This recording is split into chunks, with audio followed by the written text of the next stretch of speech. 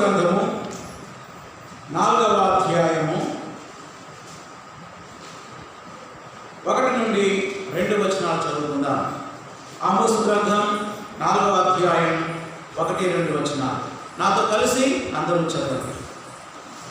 షోమ్రోను పర్వతమున్న బాషాను ఆవులారా, దరిద్రులను బాధ పెట్టుచు బీదలను నలగొట్టు వారలారా, మాకు పానము తెచ్చేయండి అని మీ యజమానులతో చెప్పువారలారా, ఈ మాటలను ఆలోచించుడి. ప్రభు అయిన యెహోవా తన పరిశుద్ధతతో చేసిన ప్రమాణం ఏమనగా, ఒక కాలం వచ్చుచున్నది, అప్పుడు శత్రువులు మిమ్మల్ని కొంగుల చేతను మీలో శేషించిన వారిని కాలముల చేతను పట్టుకొని లాగుదురు. తలలో వచ్చి ప్రార్థన చేసుకున్నాం. ప్రేమమైన మా ప్రియ పరలోకపు తండ్రి, గడిచిన మాసం అంతా కాపాడి మరొక మాసంలో మీరు ప్రవేశపెట్టిన విధానాన్ని బట్టి నీకు వందనాలు చెల్లిస్తున్నాను ఆయన. ఆమోసు గ్రంథం గత కొన్ని వారాలుగా అధ్యాయం ధ్యానించడానికి మీరు ప్రభుత్వందుకు వందనాలు. ఏదైనా 4వ అధ్యాయాన్ని మేము ధ్యానం చేయబోతూ ఉండగా మీ వాక్య సత్యాలు మీరు మాకు నేర్పించండి. మీరు మాతో మాట్లాడండి నాయన. మాట్లాడే దేవుడవు నీవు తండ్రి. వింటున్న మా అందరిపై మీ ఆత్మ కుమ్మరింపు దయచేయండి. నిలవబడిన మీ దాసుడు బలహీనుడు, మీరు బలపరచండి. ప్రతి అపవిత్రతను మీ రక్తంతో కడగండి, శుద్ధి చేయండి. యోగ్యమైన పాత్రగా మీ దాసుడు వాడుకున్నామని యేసు నామములో అడుగుతున్నాం తండ్రి, ఆమేన్. ప్రియులారా, మరి పోయిన వారం ఆమోసు గ్రంథం 3వ అధ్యాయం ధ్యానం చేశాం. ఆమోసు గ్రంథంలో 3, 4, 5 అధ్యాయాలు కూడా 3 సందేశాలు ఉన్నాయి. మొదటి సందేశం 3వ అధ్యాయం, 2వ సందేశం 4వ అధ్యాయం, 3వ సందేశం 5వ అధ్యాయం 1వ వచనం నుండి 17వ వచనం వరకు. ఈ 3 సందేశాలలో ఈరోజు 2వ సందేశాన్ని మనం ధ్యానం చేయబోతున్నాం. ఈ 2వ సందేశం పేరేంటంటే దేవుని గద్దింపు. హెడ్డింగ్ పెట్టుకోండి, దేవుని గద్దింపు. God rebukes Israelite people. ఇశ్రాయేలీయులకు దేవుని యొక్క గద్దింపు. మరి 3వ అధ్యాయం టైటిల్ ఏంటి జ్ఞాపకం ఉందా? దేవుని పిలుపు. ఈరోజు దేవుని యొక్క గద్దింపు. దేవుని యొక్క గద్దింపు. జాగ్రత్తగా వినండి. ఈ 2వ సందేశంలో ఆమోసు ఇశ్రాయేలీయుల యొక్క 3 ప్రాముఖ్యమైన పాపాలని ఎత్తి చూపిస్తున్నాడు. ఎన్ని ప్రాముఖ్యమైన పాపాలు? 3. ఈ 3 పాపాలే దేవుని మనసును ఎంతగానో గాయపరిచాయి. ఈ 3 పాపాలు చాలా భయంకరమైనటువంటి పాపాలు అవి. ఈ 3 పాపాలే ఇశ్రాయేలు దేశం అష్షూరు చెరలోనికి వెళ్ళడానికి, నాశనం అయిపోవడానికి దారి తీసింది. జ్ఞాపకం ఉంచుకోవాలి. పాపం వల్ల వచ్చే జీతం ఏంటి? మరణం. ఇశ్రాయేలు దేశం ఈ 3 పాపాల వల్ల దేవుని మనసుని గాయపరిచింది. అది మొదటిదైతే, రెండవది ఇశ్రాయేలు దేశం నాశనానికి నడిపించింది. కనుక దేవుని బిడ్డలమైన మనం ఈ 3 పాపాల విషయంలో చాలా జాగ్రత్తగా ఉండాలి. ఏమిటి ఆ 3 పాపాలు అనే విషయాన్ని ఈరోజు మనం ఈ అధ్యాయంలో ధ్యానం చేయబోతున్నాం. ఈ అధ్యాయాన్ని 3 భాగాలుగా విభజించి ధ్యానిస్తున్నాం. ఎన్ని భాగాలు? 3. రాసుకోండి. Number 1, since of Israelites. ఇశ్రాయేలీయుల పాపములు. మొట్టమొదటిది ఏంటి? ఇశ్రాయేలీయుల పాపములు. 1వ వచనం నుండి 11వ వచనం వరకు. 2, గాడ్స్ పనిష్మెంట్. దేవుని శిక్ష.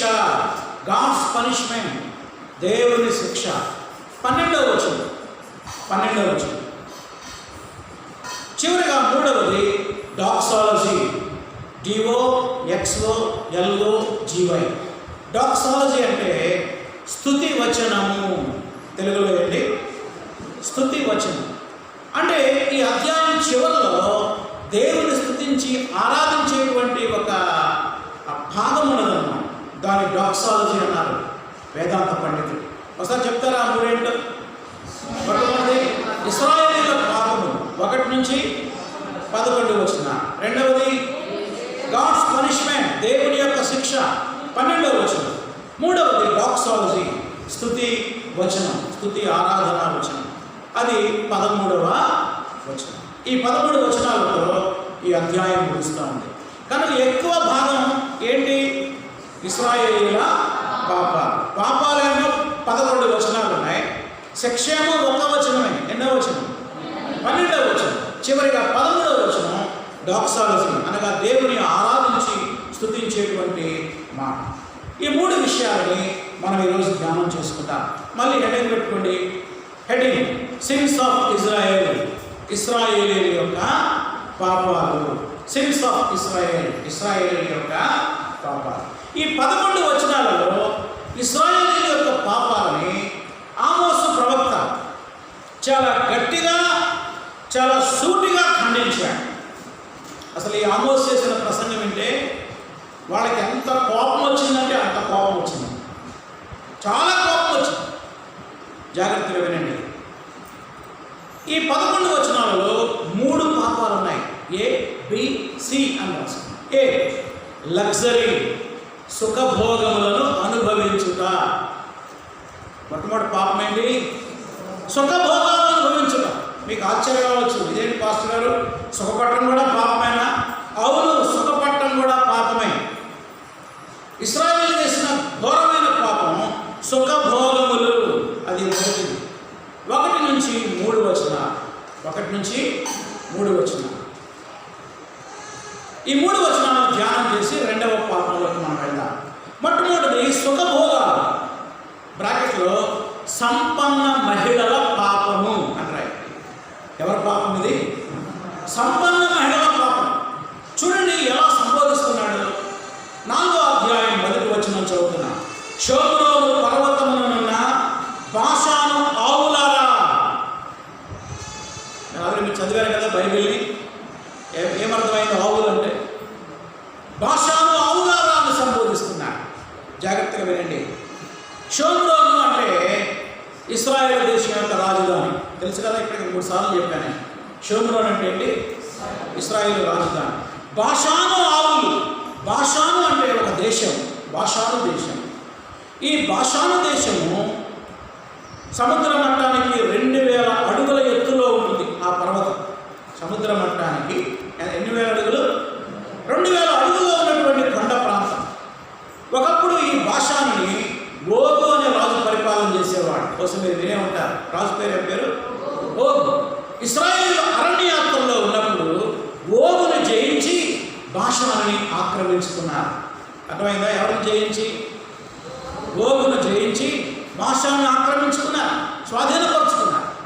ఇశ్రాయేలీయులు కనానులో ప్రవేశించిన తర్వాత 2.5 గోత్రాల వారు అన్నారు, అయ్యా మేము కనానులోకి రాము, ఇక్కడే బాషాను దేశంలోనే ఉంటామన్నారు. ఎన్ని గోత్రికులు? 2.5. ఆ 2.5 ఎవరంటే రూబేను గోత్రము, గాదు గోత్రము, మనష్షే అర్ధ గోత్రం.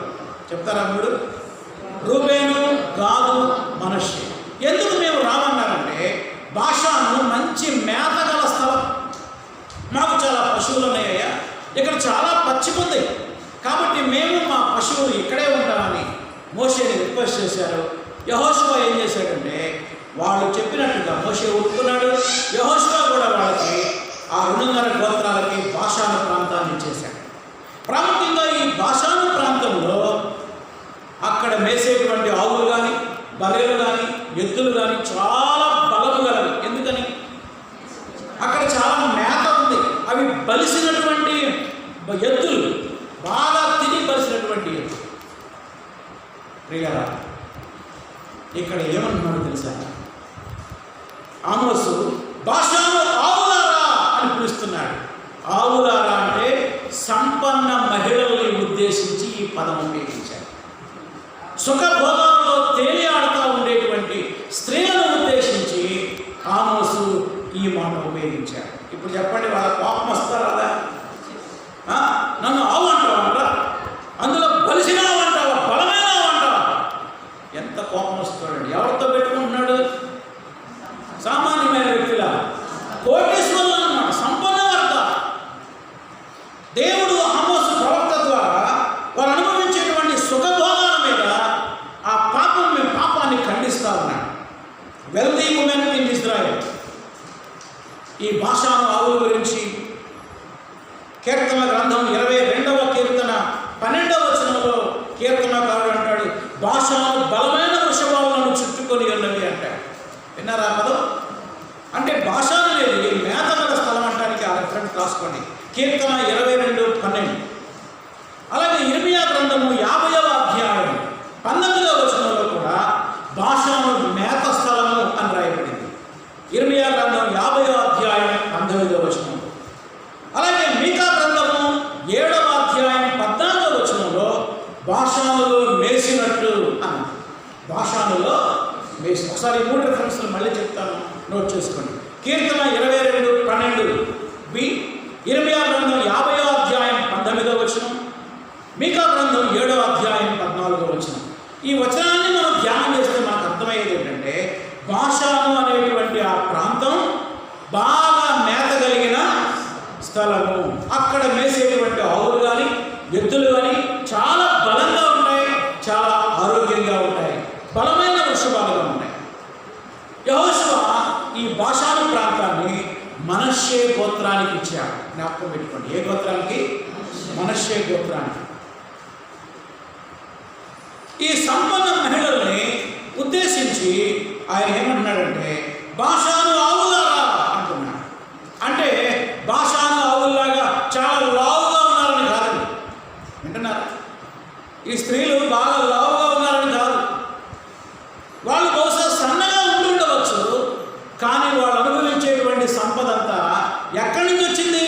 2వ లైన్ చూడండి. బీదలను నా బాధ పెట్టుచు, దరిద్రులను బాధ పెట్టుచు, బీదలను నలకొట్టు వాళ్ళ.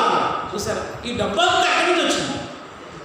దరిద్రులని బాధ పెట్టడం ద్వారా. నోట్ చేసుకోండి. 2 బీదలని నలకొట్టడం ద్వారా.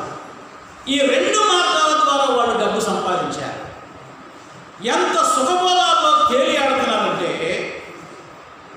బహుశా వాడు సన్నగా ఉండొచ్చు, లావుగా ఉండకపోవచ్చు. అయితే వాడు అన్యాయంగా సంపాదించిన డబ్బుతోటి ఎంత లగ్జరీగా అంటే అంత లగ్జరీగా బతుకుతున్నారు. అలాంటి వారితో మాట్లాడుతున్నారు. ఏమంటున్నారు చూడండి. 3వ లైన్లో డాష్ ఉందా లేదా? చూసారా? గమనించారా? డాష్ అంటే డైలాగ్. ఈ సంపన్న స్త్రీలు తమ భర్తలతో మాట్లాడుతున్నారు. ఏమంటున్నారు? మాకు పానము తెచ్చి ఇయ్యుడి. అమ్మా వింటున్నారా?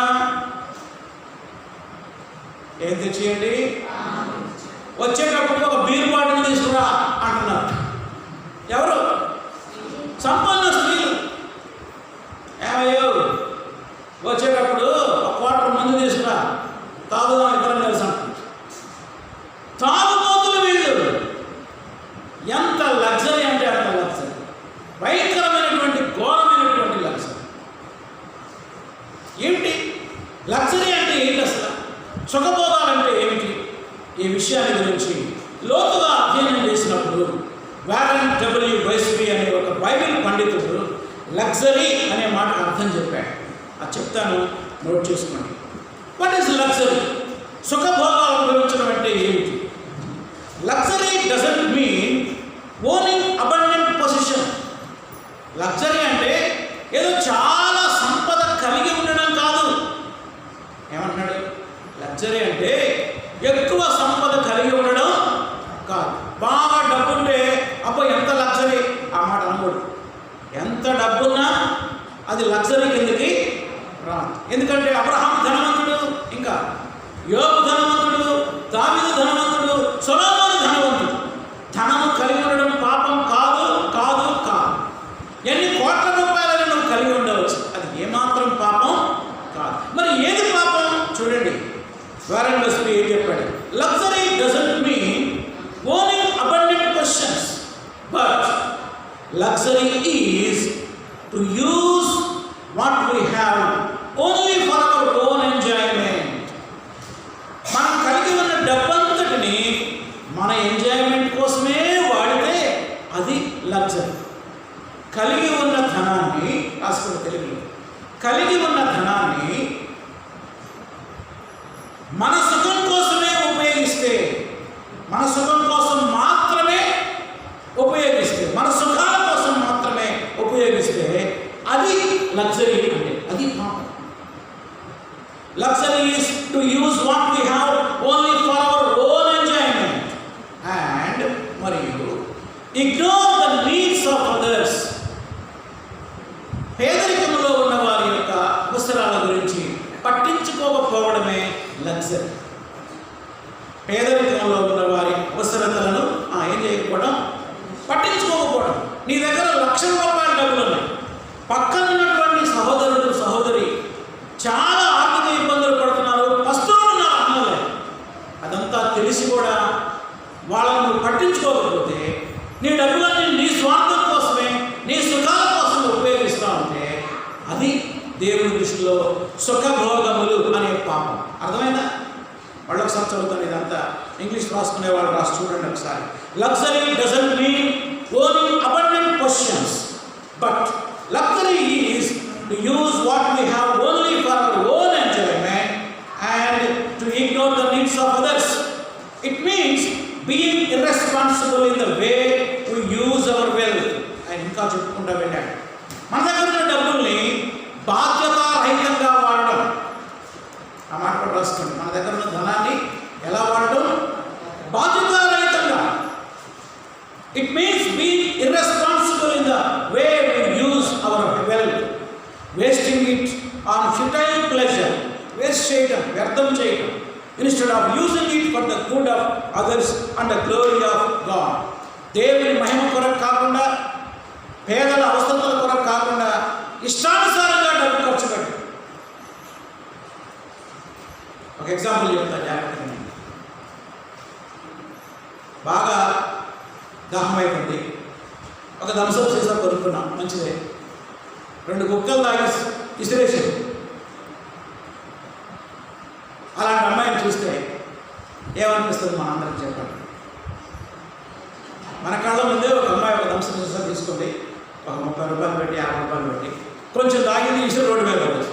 చెప్పండి ఏమంటారు? ఏం మాట్లాడరు? బా ఎంత లగ్జరీగా చూడాలి. ఏమంటావు? ఎంత లగ్జరీ. డబ్బుని విచ్చలవిడిగా ఖర్చు పెట్టడం, బాధ్యతారహితంగా ఖర్చు పెట్టడం.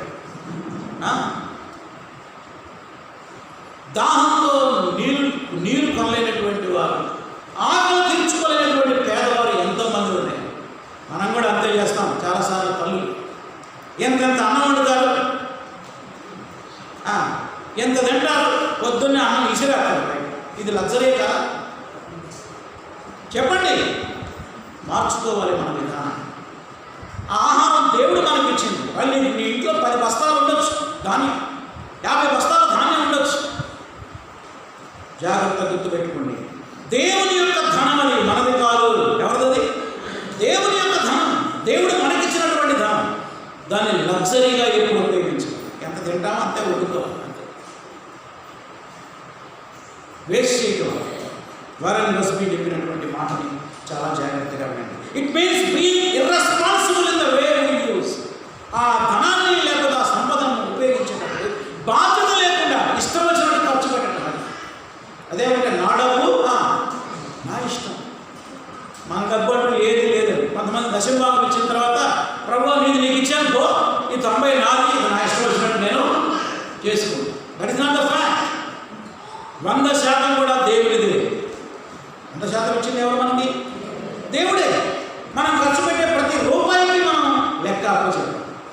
చాలామందికి డబ్బు విలువ తెలియదు, ఇష్టమైన ఖర్చు పెడతాం. Luxury. That is also sin against God. అది కూడా దేవునికి వ్యతిరేకమైనటువంటి పాపం. ఈ విషయాన్ని మనం జ్ఞాపకం ఉంచుకోవాలి, చాలా జాగ్రత్తగా ఉండాలి. లగ్జరీగా ఖర్చు పెట్టకూడదు. కొంతమంది అన్ని బ్రాండెడ్ షూ, బ్రాండెడ్ షర్ట్లు, బ్రాండెడ్ కళ్ళజోడు, బ్రాండెడ్ బెల్ట్, బ్రాండెడ్ అన్ని బ్రాండెడ్ బ్యాగ్. ఎందుకండి బ్రాండెడ్? 100 రూపాయలతో వచ్చేదానికి 1000 రూపాయలు ఖర్చు పెట్టడం, 1000 రూపాయలు వచ్చేదానికి 10,000 రూపాయలు ఖర్చు పెట్టడం.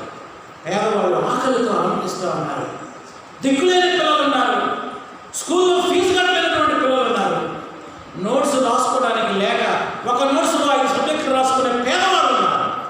ఇలాంటి వాళ్ళు బాధ అనుభవిస్తూ ఉంటే కనీసం వాళ్ళని పట్టించుకోకుండా మన డబ్బును మన ఇష్టానుసారంగా ఖర్చు పెడుతున్నామే, అది లగ్జరీ.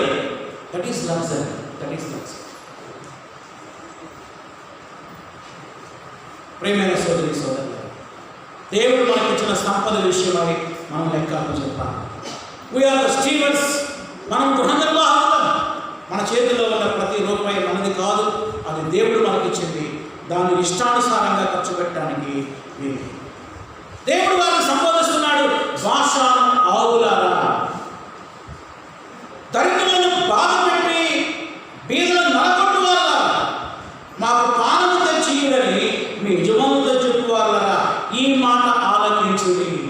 ఈ మాట మీరు ఆలకించు. ఇప్పుడు దాకా మనం చూసాం సంపన్న మహిళల పాట. ఇప్పుడు బి రాసుకోండి, దేవుని శిక్ష. మరి ఈ సంపన్న మహిళల మీదకి ఏం రాబోతుంది? ఇప్పుడు దేవుని శిక్ష రాబోతుంది. దేవుని శిక్ష 1వ వచనంలో లాస్ట్ లైన్, ప్రభు అయిన యెహోవా తన పరిశుద్ధత తోడని ప్రమాణముదేమనగా, పరిశుద్ధత తోడని చేసిన కింద అండలే చేసుకుని పరిశుద్ధత అంటే దేవుడు తను తాను పరిచయం చేసుకుంటున్నాడు. నేను ఎవరిని? పరిశుద్ధుడిని. మీరు ఎలా ఉండాలి? పరిశుద్ధంగా జీవించాలి. 2వ వచనం శిక్ష, ఒక కాలం వచ్చుచున్నది, అప్పుడు శత్రువులు మిమ్మల్ని కొంకుల చేతను, ఇంకా శేషించిన వారిని కాలముల చేత పట్టుకొని లాగతారు. కొంకి అశూరీయులు శత్రువుల మీద దండయాత్ర చేసినప్పుడు ఎలా తీసుకెళ్తారో చెప్పిన ఒకసారి అందరూ నా వైపు చూడండి. ఈ పెదవులకి రంధ్రం వేసి చేయి పెడతారు. ఇనప చేయి. దేనికి రంధ్రం? పెదవి. మరొకటి ముక్కుకి గాలం వేసి చేయి పెడతారు. ఈడ్చుకుని వెళ్తారన్నమాట. ఇక చూడండి ఎంత వేదన, ఎంత బాధ. దేవుడు అంటున్నాడు, ఓ బాషాను ఆవులారా, ఒక కాలము వచ్చుచున్నది, అశూరీయులు వస్తారు మీ దేశం మీదకి. దేని చేత? కొంకుల చేత, గాలముల చేత మిమ్మల్ని పట్టుకొని లాక్కొని వెళ్తారు. చెరలోకి జాగ్రత్త అని హెచ్చరిక చేస్తారు. తర్వాత చూడండి 3వ వచనం, ఇటు అటు తొలగకుండా మీరందరూ ప్రాకారపు గండ్ల ద్వారా పోతారు. ప్రాకారం అంటే చుట్టూ ఉన్నటువంటి గోడ. ఆ గోడకి గండి పడిందండి. ఏం పడింది? ఆ గండి పెట్టిన వాళ్ళు ఎవరంటే అశూరీయులే. పొరుగులు తీసుకొని గోడలు పగలబడతారు. ఆ రోజు చిన్న సందులు ఏర్పడుతుంది తెలుసా? ఆ సందుల్లో కూడా లాక్కెళ్తారండి. ఎంత సుఖంగా పెరిగారో అంత కష్టంగా మీరు ఏడవబడతారు అని దాని భావం. అర్థమైందా? ప్రాకారం గండ్ల ద్వారా మిమ్మల్ని తీసుకుని వెళ్తారు. హెర్మోను మార్గమున వెలివేయబడతారు. ఇదే యెహోవా వాక్కు. దేవుని యొక్క శిక్ష. ప్రియులారా, ఈ భాగంలో మనం నేర్చుకోవలసిన పాఠం ఏంటంటే, ఎన్నడూ కూడా లగ్జరీకి అలవాటు పడకూడదు. రాసుకోండి, నేర్చుకోవలసిన పాఠము, సుఖభోగాలకు బానిసలు కాకూడదు. సుఖభోగాలకు బానిసలు కాకూడదు. మన డబ్బుని మనం ఇష్టానుసారంగా ఖర్చు పెట్టకూడదు. మన డబ్బును మనం ఇష్టానుసారంగా ఖర్చు పెట్టకూడదు. మన సంపదను వ్యర్థం చేయకూడదు. ఇష్టం వచ్చినట్టు వండిన అన్నం అంతా పడేయడం, రోజు పడేస్తారండి కొంతమంది అన్నం. వాళ్ళని చూస్తే చాలా బాధ అనిపిస్తుంది. ఏం బియ్యం? అది మామూలు బియ్యం, దొడ్డు బియ్యం కాదు, రేషన్ బియ్యం కాదు. కిలో 50 రూపాయలు పెట్టుకున్నటువంటి బియ్యం వండి అవతలు పడేస్తామంటే ఎంత బాధ అనిపిస్తుంది. బాధ్యత లేనటువంటి జీవితాలు. జాగ్రత్త, దేవుని శిక్ష మన మీదకి వస్తుంది. దేవుని శిక్ష మన మీదకి వస్తుంది. 2వ పాపం ఏంటో చూద్దాం. 2వదిగా వేషధారణతో కూడిన భక్తి, రిలీజియస్ హిపోక్రసీ. ఇంగ్లీష్ రాసుకునేవాడు రాసుకోండి, రిలీజియస్ హిపోక్రసీ. వేషధారణతో కూడిన భక్తి. వేషధారణతో కూడిన భక్తి. 4-5 వచనాలు చదువుదాం. 4-5 వచనాలు.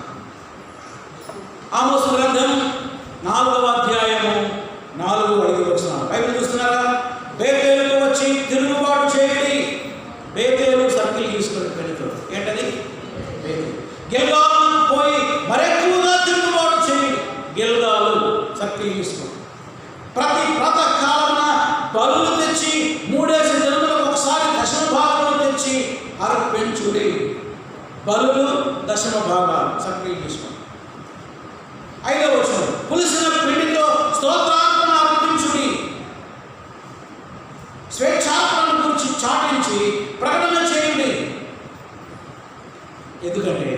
ఇశ్రాయేలురా, ఇలాగ చేయడం మీకు ఇష్టం,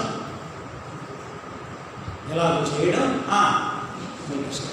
బైబిల్ అంతట్లో చాలా ప్రాబ్లమాటిక్ ప్యాసేజ్. దేవుడు ఏంటి తిరుగుబాటు చేయమన్నాడు ఆమోసు.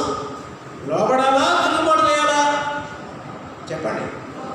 దేవునికి లోబడండి అని చెప్పడానికి బదులుగా ఆమోసు ఏం చేస్తున్నాడు? ఇప్పుడు తిరుగుబాటు చేయండి, ఎక్కువగా తిరుగుబాటు చేయండి, బలులు తెచ్చి అర్పించండి, దశంభాగాలు అర్పించండి, స్తోత్రాలను అర్పించండి, స్వేచ్ఛాలను అర్పించండి. చివరిలో అంటున్నాడు, ఎలాగ చేయడం మీకు ఇష్టం కదా. ఈ భాగం మనకు అర్థం అవ్వాలంటే రచయిత ఇక్కడ ఉపయోగించిన రచనా శైలిని మనం అర్థం చేసుకోవాలి. దాని జనరే అంటారు ఇంగ్లీష్లో, రచనా శైలి. ఇక్కడ ఉపయోగించబడిన రచనా శైలి ఏంటంటే వికట కవిత్వాన్ని ఉపయోగించాడు. విన్నారు ఎప్పుడన్నా? వికట కవి విన్నారా? వ్యంగ్యాస్త్రం వదిలేడు. వ్యంగ్యం అంటారు దీన్ని, వ్యంగ్యాస్త్రం. వ్యంగ్యాస్త్రం వెక్కిరించడానికి రాసినటువంటి కావ్యం ఇది. దీని ఇంగ్లీష్లో సర్కాసం అంటారు. SARCASM. ఇరానీ అంటారు, IRONY, ఇరానీ. సర్కాసం, ఇరానీ. దీన్ని మీకు అర్థమైనట్టు చెప్తా. ఎలాంటిదంటే, ఒకడు బాగా తాగుతున్నాడు మద్యం. ఒక పెద్ద మనిషి ఉన్నాడు, రుబేన్ గారు లాంటి పెద్ద మనిషి వచ్చి, రే తాగబాకురా అని చెప్తుంటే వాడు వెంటలా ఇంకా రోజు తాగుతున్నాడు. చివరికి ఆయన విసుగుబడి, రే తాగురా, తాగు, నీ ఇష్టం వచ్చినట్టు తాగు. ఒకరోజు చస్తా ఉంటాడు, చివరి తాగరా, తాగు తాగు అని అంటున్నాడు. ఇంతవరకే మనం విన్నామనుకో, మనకేమర్థమైంది? నిజంగా తాగమంటున్నాడా ఇప్పుడు? లేకపోతే తాగితే చస్తామని బెదిరిస్తాడా? అర్థమైంది మీకు? అలాంటిది తిరుగుబాటు చేస్తున్నారా? బేతేలుకి వెళ్ళి తిరుగుబాటు చేయండి. ఇంకా గిల్గాలుకు పోయి మరి ఎక్కువగా తిరుగుబాటు చేయండి. ఇంకా బలు అర్పించండి, ప్రాతకాల బలులు చేయండి, స్తోత్రాలను అర్పించండి, స్వేచ్ఛాలను అర్పించండి. ఇవన్నీ చేయడం మీకు ఇష్టం కదా. అర్థమైంది ఎప్పుడన్నా మీకు? ఇది వ్యంగ్య విధానంలో ఒక సత్యాన్ని ప్రజెంటేషన్ చేయండి. వ్యంగ్యం అంటారు దీన్ని. తిరుగురా, తిరుగు, నీ ఇష్టమైన తిరుగురా, ఒకరోజు ఎయిడ్స్లో చస్తావు. అది తిరగరా, తిరుగు అంటే అర్థమైంది, నిజంగా తిరగమని. అలాంటి భావాన్ని ఆమోస్ ఇక్కడ ఉపయోగించాడు, అలాంటి భాషని ఇక్కడ ఉపయోగించాడు. చెప్పితే విననోడిని, తెలంగాణలో అద్భుతమైన సామెత ఉంది, చెప్పితే విననోడిని చడంగా చూడాలి. చెప్పితే విననోడిని చడంగా చూడాలి. తమే పాట కూడా రాశాడు, పిత్తిరి సత్తి పాడాడు. చెప్పితే విననోడిని దేవా చడంగా చూడాలి దేవా. చెబితే వినపోతే చివరికి చూసేదేనాడు వాడు, రేపు చెడిపోతే అప్పుడు మనం చూద్దామన్నా. చెప్పితే వినపోతే వాడు ఖచ్చితంగా ఏం చేస్తాడు? ఏమైపోతాడు? చెడిపోతాడు. అద్భుతమైన సామెత, తెలంగాణ ప్రాంతంలో ఉంది ఆ సామెత. ఎంత చెప్పినా వినలేదు అనుకో, చివరికి ఏమైపోతాడు? చెడిపోతాడు. ఎంత చెప్పినా మారకపోతే దేవుని శిక్ష మన మీదకి వస్తుంది. జాగ్రత్త, దేవుని శిక్ష మన మీదకి వస్తుంది. నిజానికి దీనికి ఆపోజిట్ సత్యం. ఇది సత్యం కాదు. సత్యం ఏంటి? ఆపోజిట్ సత్యం. చూడండి, ఆపోజిట్ చూద్దాం. 5వ అధ్యాయం 5వ వచనం, 5:5లో ఉంది, బేతేలును ఆశ్రయింపకుడి.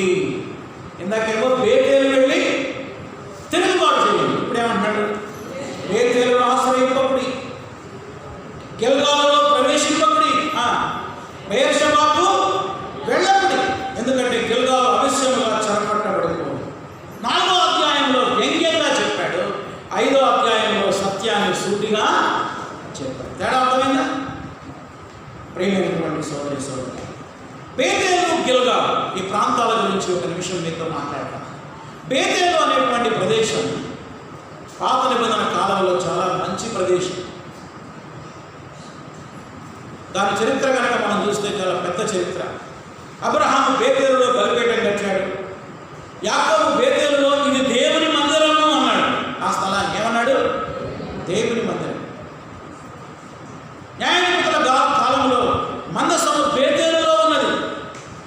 అంత విలువైనటువంటి స్థలం చివరికి విగ్రహారాధన స్థలంగా మారిపోయింది. కారణం ఏంటంటే ఇశ్రాయేలు దేశాన్ని పరిపాలించిన మొదటి యెరోబాము 2 బంగారు గొడవలు తయారు చేయించి ఒకటి బేతేలులో, రెండవది దానులో పెట్టాడు.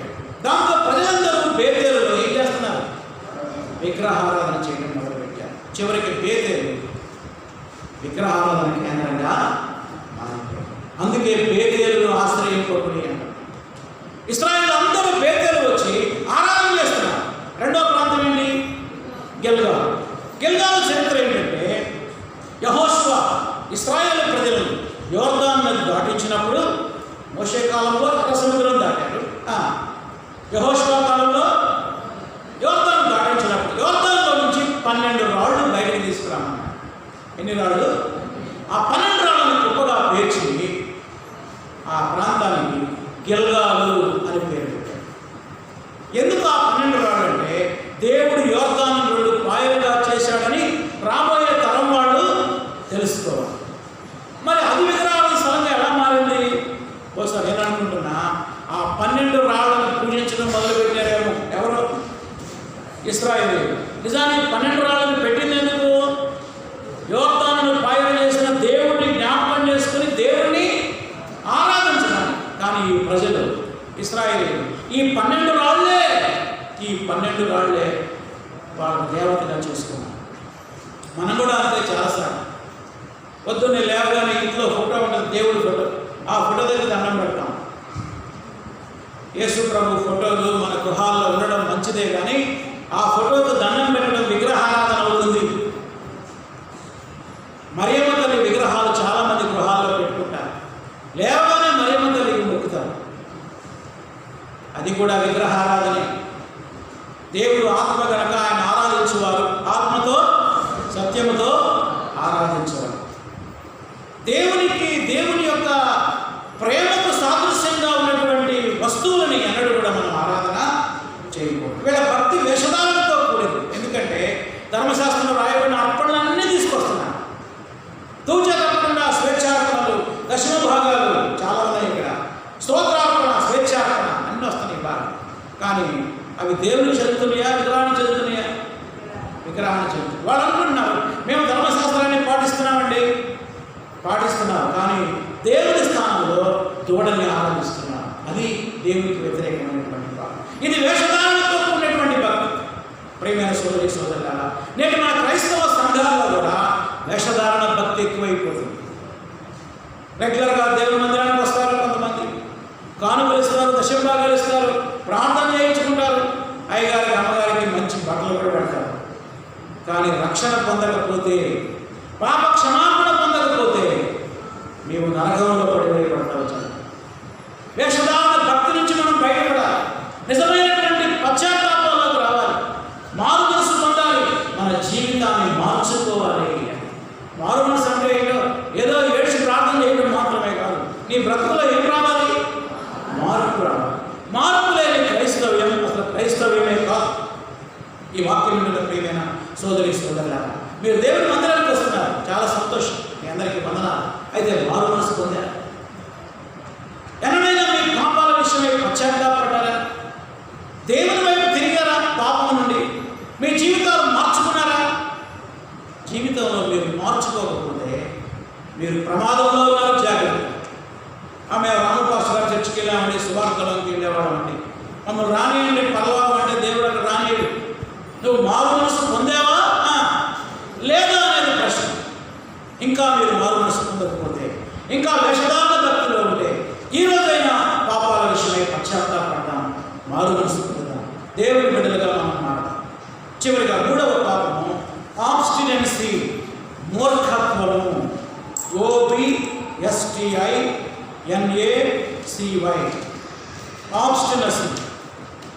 ఆబ్స్టినసీ, మూర్ఖత్వము, మూఢత్వం. ఇశ్రాయేలు యొక్క మరొక పాపం ఏంటంటే 6వ వచనం నుండి 11వ వచనాల వరకు మొండితనం, మూర్ఖత్వం. వీళ్ళు మొండోళ్ళు అంటారు సరే. ఎవరంటే వీళ్ళు మొండోళ్ళు, మూర్ఖులు. చెప్పండి, మీరు మూర్ఖులు అంటే అర్థం ఏంటి? మీ అర్థం చెప్పండి. మూర్ఖుడు ఏం చేస్తాడు? వింటాడా?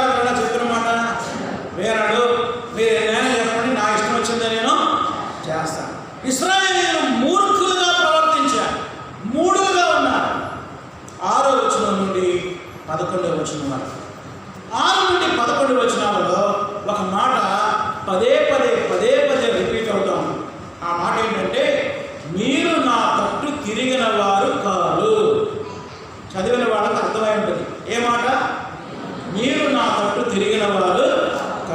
నేను రిఫరెన్స్ తొందరగా రాసుకోండి.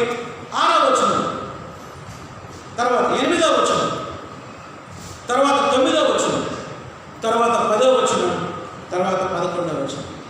6, 8, 9, 10, 11. 6, 8, 9, 10, 11. ఈ 5 వచనాలలో ఒకే మాట రిపీట్ అయింది. ఏంటా మాట? మీరు నా తట్టు తిరిగిన వారు కాదు. దేవుడు ఎంతో వేదంతో చెప్తున్నాడు ఈ మాట. దేవుడు ఈ ప్యాసేజ్లో రకరకాల విపత్తులు పంపించాడు. 6 విపత్తులు పంపించాడు. ఎన్ని విపత్తులు? ఎందుకంటే ఎక్కడైనా పశ్చాత్తాపడి దేవుని వైపు తిరుగుతారేమోనని. ఈ 6 విపత్తుల పేర్లు చెప్తా, రాసుకోండి. 1, కరువు. 4వ అధ్యాయము 6వ వచనం. 2, అనావృష్టి. అనావృష్టి అంటే వర్షాలు కురవకపోవడం. అతివృష్టి అంటే ఎక్కువ వర్షాలు. అనావృష్టి అంటే వర్షాలు కురవకపోవడం. దాన్ని డ్రాట్ అంటారు, DROUGHT. మొట్టమొదటి కరువు, ఫెమైన్. రెండవది అనావృష్టి, డ్రాట్. 4వ అధ్యాయం 7, 8 వచనాలు. 7, 8 వచనాలు. మూడవది పంటలు నాశనం. పంటలను ఏం చేశాడు దేవుడు? నాశనం చేశాడు. Crop failure. 4వ అధ్యాయం 9వ వచనం. 4, 9. నాలుగవది తెగుళ్ళు, భయంకరమైన తెగుళ్ళు. మనకు కూడా దేవుడు పంపాడు. ఏంటది? కరోనా అనే తెగులు పంపాడు. ఆదినాల్లో ప్లేగ్స్. 4వ అధ్యాయం 10వ వచనం ఏ. 4వ అధ్యాయం 10వ వచనం ఏ. ఐదవ తెగులు, ఐదవది యుద్ధంలో ఓటమి. యుద్ధంలో ఏం చేశారు? ఓడిపోయారు. దేవుడు ఓడిపోయేలా చేశాడు. Military defeat. Military defeat. 4వ అధ్యాయం 10వ వచనం బి. 4వ అధ్యాయం 10వ వచనం బి. చివరిగా 6వది అగ్గి రగలబెట్టుట. అగ్గి రగలబెట్టుట అంటే తగలబెట్టడం. 4వ అధ్యాయం 11వ వచనం బర్నింగ్ డివాస్టేషన్. Burning devastation. చెప్పండి, మొత్తం ఎన్ని విపత్తులు వచ్చాయి వాళ్ళ మీదకి? 6 వరుసగా చెప్పండి. 1, కరువు, ఫెమైన్. 2, అనావృష్టి, డ్రాట్. 3, పంటల నాశనం, క్రాప్ ఫెయిల్యూర్. 4, తెగుళ్ళు, ప్లేగ్స్. 5, యుద్ధంలో ఓడిపోవడం, మిలిటరీ డిఫెక్ట్. 6, బర్నింగ్ డివాస్టేషన్, అగ్గి రగలబెట్టు. ఇన్నిసార్లు శిక్షించిన ఆన్సర్ ఏంటి? మీరు నా తట్టు తిరిగిన వారు. చదువుదాం కొన్ని. 6వ వచనం చదువుతున్నాను. మీ పట్టణాలన్నిటి మీద నేను మీకు దంత శుద్ధి కలుగజేసినను. మీరున్న స్థలములన్నిటిలో మీకు ఆహారం లేకుండా చేసిన మీరు నా తట్టు తిరిగిన వారు. దంత శుద్ధి అంటే అర్థం ఏంటి? దంత శుద్ధి అంటే మనం ఏమైనా తింటేనేగా బ్రష్ చేసేది. ఏమి తినకపోతే నోరేం పెట్టుకుంటాం. ఇంకా ఎంత కరువు అంటే ఆహారం లేకుండా చేశాడు. అంటే దంతాలు శుద్ధి చేసుకునే అవసరం లేకుండా చేశాడు. కరువు, భయంకరమైన కరువు. అయినా వాళ్ళు మారు మనసు పొందల. అనావృష్టి. 7వ వచనం కోతకాలానికి ముందు 3 నెలలు వాన లేకుండా చేశాను.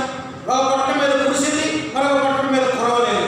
ఒక చోట వర్షం కురిసింది, వర్షం చోటు లేని చోట ఎండిపోయింది. 2, 3 పట్టణాల వాళ్ళు నీళ్లు తాగడానికి ఒకే పట్టణానికి పోగా ఆ నీరు వాళ్ళ సాగలేదు. తాగునీరు లేదు, సాగునీరు కూడా లేదు.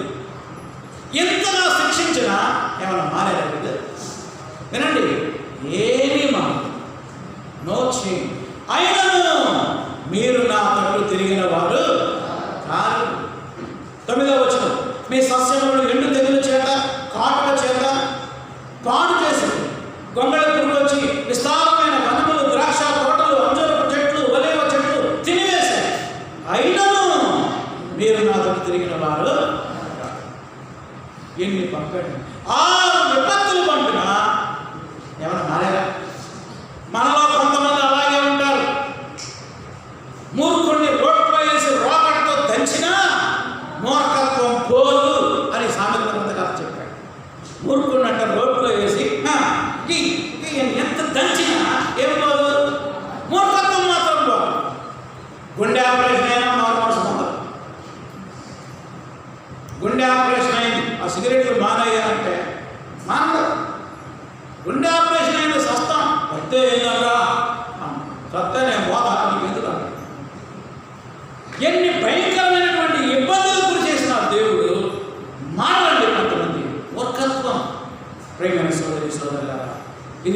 గొప్ప హెచ్చరిక.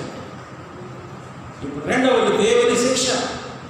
6 విపత్తులు పంపించినా మీరు మారట్లేదు కాబట్టి దేవుడు భయంకరమైన శిక్ష పంపించబోతుంది. చూడండి 12వ వచనం.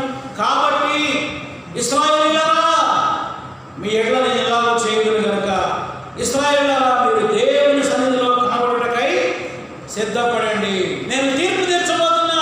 Be ready for judgment. ఆ మాట రాసుకోండి. తీర్పు కొరకు సిద్ధపడండి. సిద్ధపడి దేని కొరకేగా? తీర్పు కొరకు. అశ్షూరు సామ్రాజ్యాన్ని పంపిస్తా, సర్వనాశనం చేస్తా, మిమ్మల్ని అందరినీ బానిసలుగా తీసుకెళ్లే రోజు అవుతుందని ఆమోసు గ్రంథకర్త ప్రవచిస్తున్నాడు. సిద్ధపడండి అంటే దేని కొరకు సిద్ధపడ్డాం? దేవుని తీర్పు కొరకు, దేవుని శిక్ష కొరకు సిద్ధపడాలి. దేవుని శిక్ష కొరకు సిద్ధపడాలి. ఈ వాక్యం వింటున్న ప్రియమైన సోదరి సోదరులు, మీరు ఇంకా ఎవరైనా మార్పుకోలేకపోతే, ఇంకా దేవుని వైపు తిరగకపోతే, ఇంకా పాపంలో కొనసాగుతూ ఉంటే ఇప్పుడైనా మీరు మార్పుకోండి. ఇప్పుడైనా మీరు దేవుని యొక్క రండి. ఇప్పుడైనా పశ్చాత్తాపడండి. ఇప్పుడైనా దేవుని వైపు తిరగండి.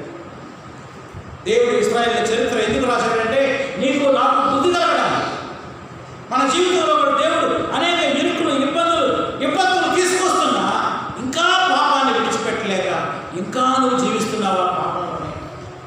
ఇంకెన్నాళ్ళు ఓర్చుకుంటాడు దేవుడు? ఇక ఓర్చుకోడు. తప్పకుండా దేవుడు శిక్ష విధిస్తాడు. దీన్ని హెచ్చరికగా తీసుకొని మనం మారవలసుకుందాం. చివరిది ఏంటి చెప్పండి? డాక్సాలజీ అంటే ఏంటి? స్తుతి వచనం.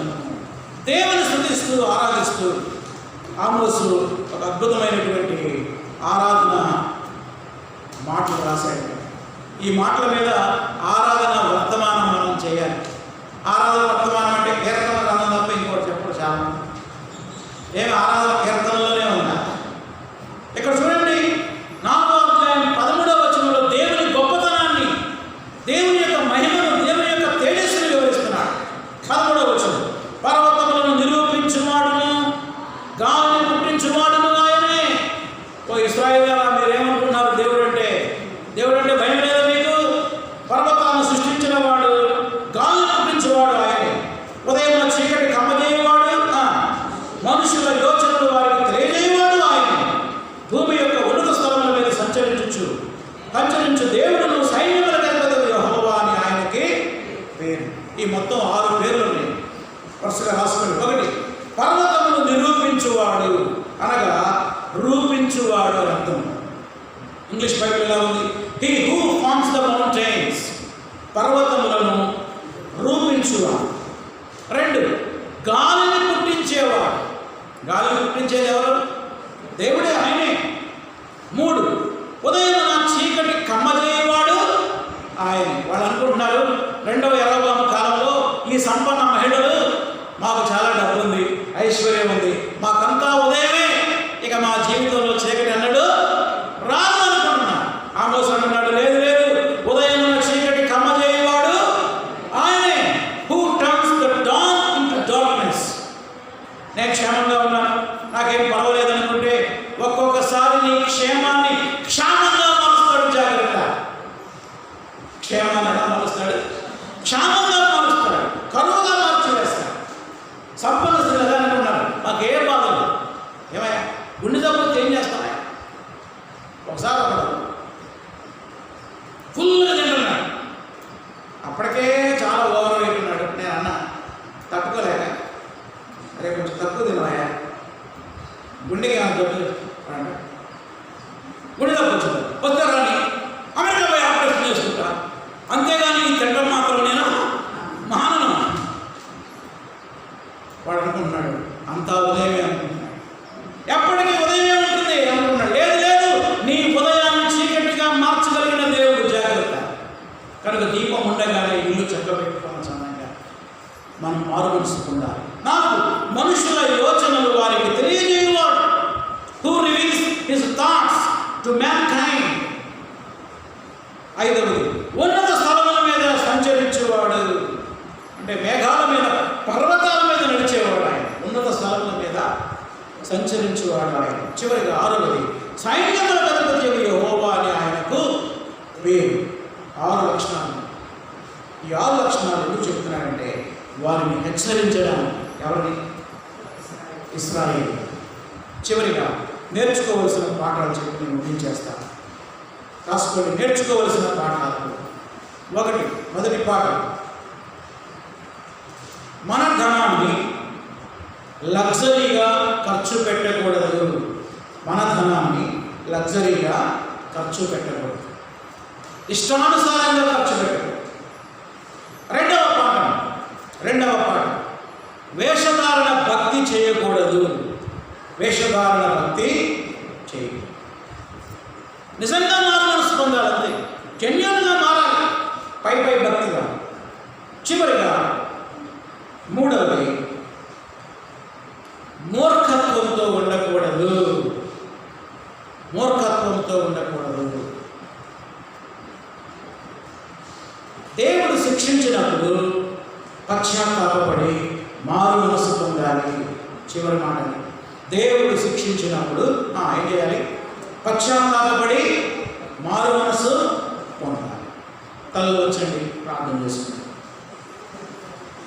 దేవుడి దినం మీతో నాతో చాలా సూటిగా మాట్లాడాడు. తల్లు వచ్చండి, వీలైతే మోకరించండి. పర్వతముల మీద సంచరించువానికి ఎదుట మనం సాష్టాంగపడి తల్లు వచ్చి వినయ మనసుతో పశ్చాత్తాపడ, అయ్యా నన్ను క్షమించే, నాకు ఇచ్చిన ప్రతి రూపాయి నిమిచ్చితే ప్రభు లగ్జరీగా నేను ఖర్చు పెట్టుకున్నా ఉండడానికి నాకు సహాయం చేయమని ప్రార్థన చేసుకున్నాను. పేదలను నలగొట్టి దరిద్రులను దోచుకుని సంపాదించినటువంటి డబ్బులు, అందుకే భాషలో ఆవులాగాన్ని సంబోధిస్తున్నాడు. ప్రార్థన చేసుకున్నాను. పేదలకి అన్యాయం చేయకుండా, పేదలకు సహాయం చేసే మనసు కలిగాను. పేదలను ఎన్నడూ నిర్లక్ష్యం చేయకుండా వారి అవసరాలు తీర్చడానికి నన్ను, నా ధనాన్ని వాడుకో ప్రభు అని ప్రార్థన చేసుకున్నాను. నీ భక్తి నిజమైన భక్త, వేషధారణ భక్తి. నువ్వు ఎవరిని ఆరాధిస్తున్నావు? మందిరంలో దేవుడు అనేక సార్లు నిన్ను దెబ్బ కొట్టాడు, వారు మనసు పొందేవా? ఇంకా పాపం వైపే తిరుగుతున్నాడు. దేవుని వైపు తిరిగి ఈరోజు పశ్చాత్తాపడడానికి దేవుని సంగతి ప్రార్థన చేస్తున్నాను. ప్రేమగల నా తండ్రి, ఆమోసు గ్రంథం 4వ అధ్యాయాన్ని ధ్యానించడానికి మీరు కృప చూపినందుకు మీకు వందనాలు చెల్లిస్తున్నాను. నాయన, అనేక సార్లు ఇది మా డబ్బు, మా ఇష్టమైన ఖర్చు పెట్టవచ్చని మేము అనుకుంటున్నాం. మమ్మల్ని క్షమించండి. ప్రతి రూపాయి నీవిచ్చితే ప్రభు దాన్ని ఎంతో జాగ్రత్తగా ఖర్చు పెట్టడానికి సహాయం చేయండి. అనేక సార్లు అన్నం కొండలు వండి పడేసి ఉంటుంది. మమ్మల్ని క్షమించండి. ఇంకెన్నడూ అలా వ్యర్థం చేయకుండా ఉండడానికి సహాయం చేయండి. ముఖ్యంగా పేదరికంలో, అవసరతలో ఉన్న వారిని ఎన్నడూ నిర్లక్ష్యం చేయకుండా వారికి సహాయం చేసే మనసు మాకు దయచేయండి. మా ధనాన్ని మా స్వార్థం కొరకే వాడుకోకుండా ఉండడానికి సహాయం చేయండి. నీ మహిమ కొరకు, పేదవాళ్ళ క్షేమం కొరకు మా ధనం ఉపయోగపడటానికి సహాయం చేయండి. ముఖ్యంగా మూర్ఖత్వం అనేది మాలో లేకుండా చేయండి. ఈ వాక్యం వింటున్న ప్రతి ఒక్కరూ పాపం విషయమై పశ్చాత్తాపపడి మారు మనసు పొంది నీ బిడ్డలుగా మారే కృప ప్రతి ఒక్కరికి మీరు దయచేయండి. ఎవరు నశించుకోవడం నీకు ఇష్టం లేదు ప్రభు. మీరే ప్రతి ఒక్కరిని దర్శించండి. పశ్చాత్తాపం మనసు దయచేయండి. నిజమైనటువంటి మారు మనసులో నడిపించమని యేసు నామములో అడుగుతున్నాం తండ్రి, ఆమేన్. ప్రభు యేసు రక్తమే జై, అపవాద క్రియలకు నయం. ప్రభు యేసు రక్తమే జై, అపవాద క్రియలకు నయం. ప్రభు యేసు రక్తములకు సంపూర్ణ విజయం, అపవాద క్రియలకు అనంత నాశనం. హల్లెలూయా, స్తుతి స్తోత్రం, ఆమేన్. మన తండ్రి దేవుని ప్రేమ, ప్రభు యేసుక్రీస్తు కృప, పరిశుద్ధాత్మ నిండిన సహవాసం ఇప్పుడు ఎల్లప్పుడూ సదాకాలం మన అందరికీ తోడై ఉండును గాక. ఆమేన్. అందరికీ వందనాలు.